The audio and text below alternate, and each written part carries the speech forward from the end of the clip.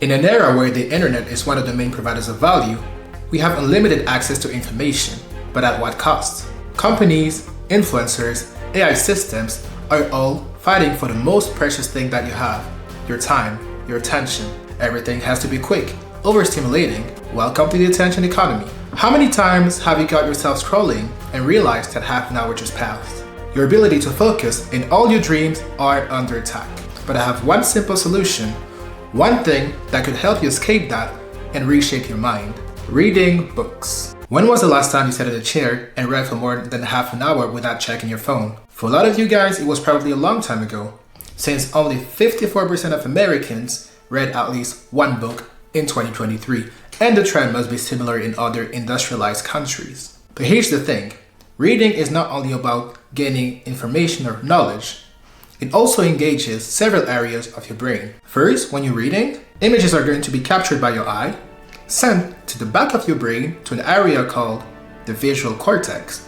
Then it's going to be treated by something called the brain's letterbox that actually deciphers the characters.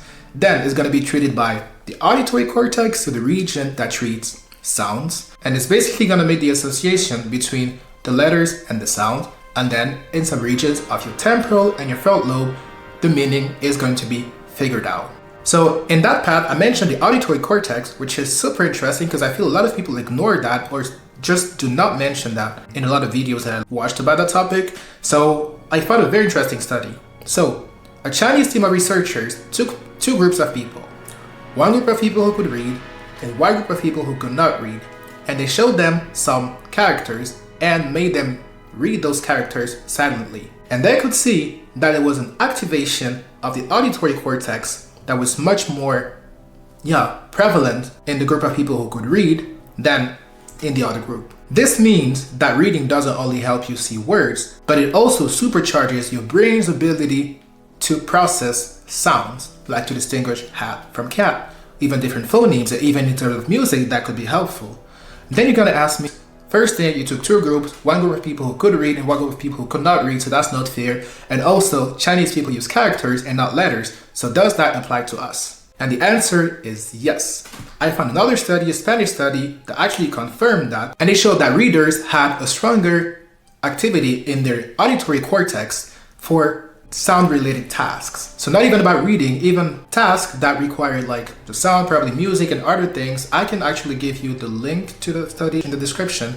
They actually had more activity in the auditory cortex. And the main benefit of it that I mentioned in the introduction is about your attention span. Because now with social media and our easy access to technology, our brain is just used to short bursts of dopamine, and reading feels slow and boring in comparison. But if you push through that discomfort, since your brain is like a muscle that you can train, you will eventually see results.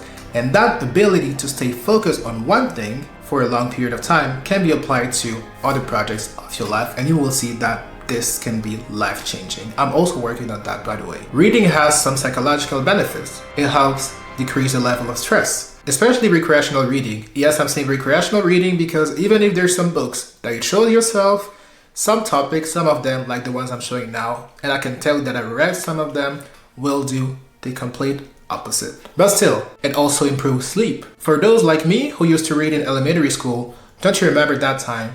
You didn't have a phone and you used to fall asleep while reading? That was amazing. And also, we know like how important it is to sleep well, to be in a good mood on the next day, and actually not even on the next day, on the next days, because sometimes skipping just one can actually have an impact on like 2, 3, 4 following days. It also improves some other important cognitive faculties like empathy.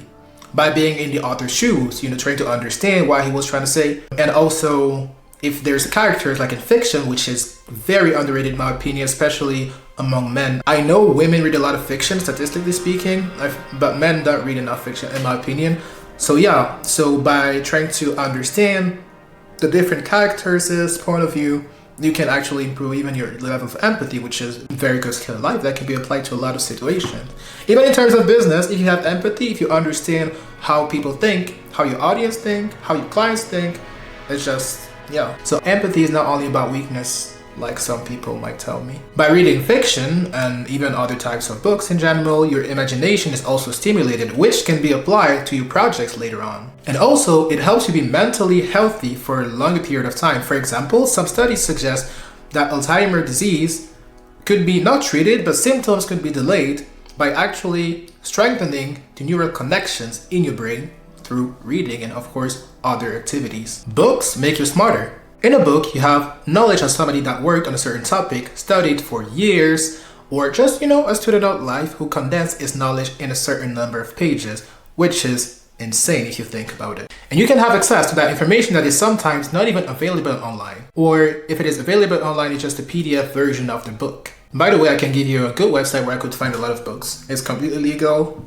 so you can check it out. And I'm even gonna add 2 links of books I'm currently reading that I could actually find there. Okay, you might tell me, yeah, but 95% of what people are interested in, what people look for, I should even say 98% is available on YouTube. And you can just listen to podcasts, which is true. But first thing, I'm not encouraging you to go for the easy option always. You can also go for the harder way. And it's not, of course, not because it's hard that it's better. But there's a second thing, it is much more engaging. When you're reading, you have to be fully present. If you want to understand, you have to be fully present. And it forces you to slow down, to rethink what you read, to structure your ideas, to structure your thoughts, if that makes sense. It gives you more mental clarity. It will also help you expand your vocabulary, which actually doesn't make you smart, but you can sound smart. It also helps you add subtlety to your reasoning, because it's like tools that can help you sharpen your speech, if that makes sense. You can organize your thoughts better. You will also be better at delivering a message to your audience and make sure that they understand it the way you want them to understand it. Want to write better, speak better, think deeper, read more. This will open doors that you cannot even imagine. Now let's talk about the elephant in the room, AI. It's fast, powerful, but while tools like this can summarize things for you, there is one thing that AI cannot do for you. Think deeply. Reading forces you to slow down, to reflect, to sit with ideas. AI gives you answers, book give you perspective. We're moving into a world where people will, ask a chatbot for the answer and take it as true, as correct, as factually correct, because I'm pretty sure that in the end, I don't know, maybe not now, but in like 5-10 years when it's very, very advanced and it's connected to, let's say, some reliable and trustworthy sources,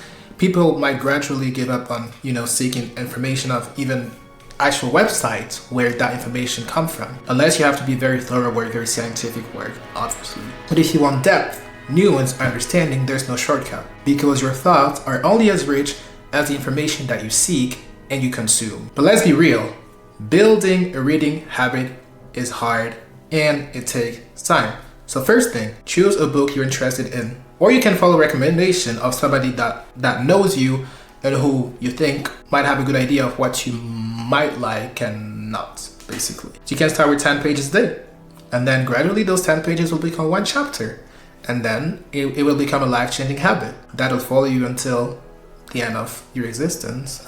Of your current life, I should say. So here are some tips you can have. So the first thing, always keep a book with you. Replace 15 minutes of screen time before bed by those 10 pages, for example. Read before bed, if it's not too complex, because of course sometimes you really have to be present. And if you're studying a book, like me, like what I'm doing currently, you can take notes and you can highlight some passages that you found interesting, and I will actually try to upload a file.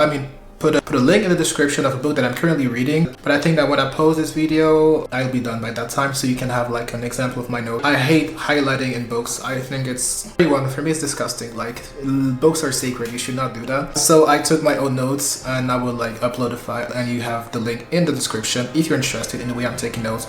But I'm not a good example, because that one is actually, it was kind of extreme though. I was really studying that book like it was something for school. And it's also because I personally do not like to read books twice. Sometimes you have to, like you have no choice, but the thing is that I have so many things to discover, so many things that I want to read, that I don't think it would be smart to read a book twice if I can just take like good notes and not have to read it again, basically. But it depends on the topic. But yeah, remember that reading is not a race. and that 1 page per day is better than none. Thanks for watching the video. Don't hesitate to, like the video if you enjoyed it. Don't hesitate to subscribe. And I'm really curious if you want to exchange in the comment section, just feel free to do so and I will also interact. Yeah, that could be very interesting to see you guys discuss all those things.